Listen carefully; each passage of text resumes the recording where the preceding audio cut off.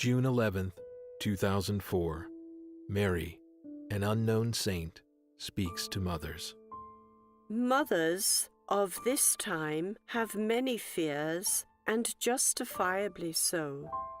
The world seeks to snatch souls from Jesus and attempts to entice children away from the path. Mothers, do not fear, but talk to your children about sin. When a child commits an act that is sinful, you must tell that child that he has committed a sin. You must then make a habit of participating in the sacrament of reconciliation, so that the child understands that while he has committed a sin, there is forgiveness available. You must secure your children's habit now, so that when grown, they understand not only that a sin has been committed, but how they should go about cleansing their soul. They must know that they have a need for this sacrament, so always point this out to them. Mothers, be certain your children participate in this sacrament often. These habits stick, which is why it is so important to ingrain them in souls when they are young. If you do this, you will see your children taking responsibility for their mistakes as adults. This is what the world is lacking during this time of darkness.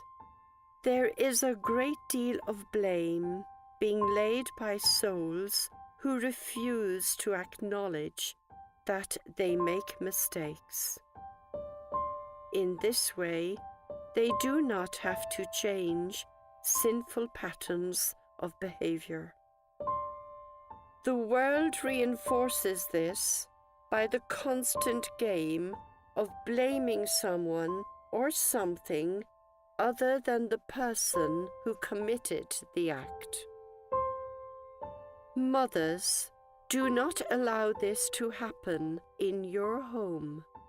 Be kind and understanding always.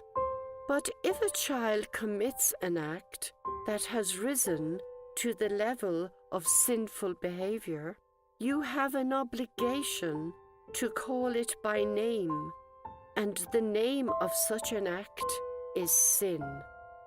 It can be difficult if your husband is not following the same path. This is a great cross for you, and also a great cross for your children. In that case, you must pray with the greatest of diligence every day for your husband's conversion.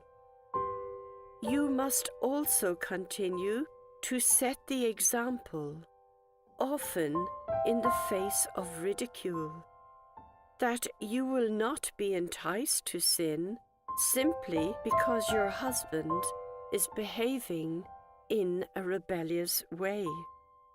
Many marriages today are ill-advised because of one of the parties has no intention of following Christ.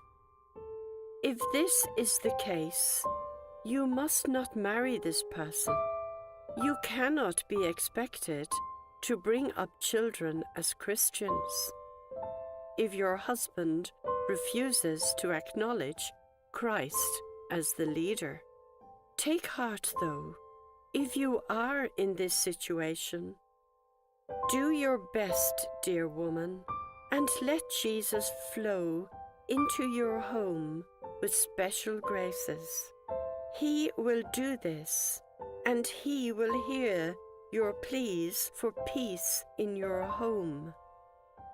And do not lose hope that your husband will convert. Your children will also know the truth. And although there will be times when it suits them to follow the path of the non-believer, they will return to Christ. The best way, indeed, the only way, to have a holy family is to live in holiness and allow Christ to protect your family. He will do this for you.